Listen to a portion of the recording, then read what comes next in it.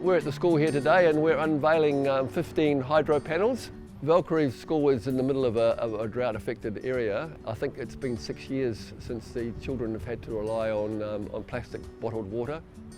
Rural Aid saw the plight of the school in the media, so we partnered with SOURCE and we've been able to provide these hydro panels for them.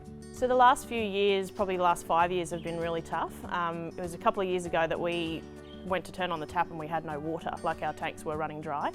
When children are faced with a situation when they come to school, which is meant to be their safe place, they need to be able to turn on a tap or get a drink of water and not have to worry about running out.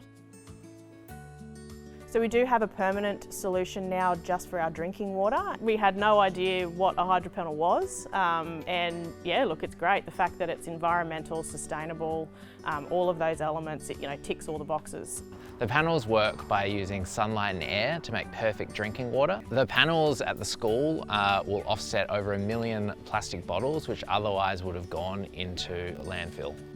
And it's a good education for the children too, I think, to see something environmentally friendly being involved in a commodity or a product like water that's so vital to us all.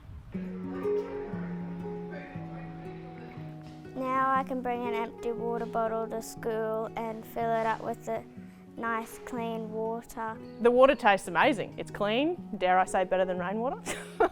So Rural Aid were the major sponsor for the project, but we also got involved with SOURCE, who provided the panels for us, and the Stanmore group, and also Queensland Central Rehabilitation Mining Resources. So there was a lot of people involved in putting this project together. The state government went away and investigated and actually found close to 200 schools that are not connected to town water supply.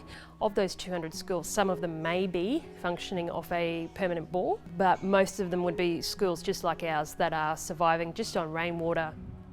The drinking water is great, but most schools need more than that. We need to be able to turn on a tap and not worry about whether we're draining a tank.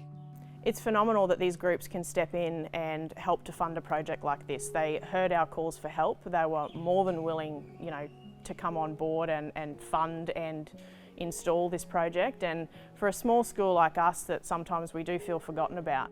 So we're forever grateful.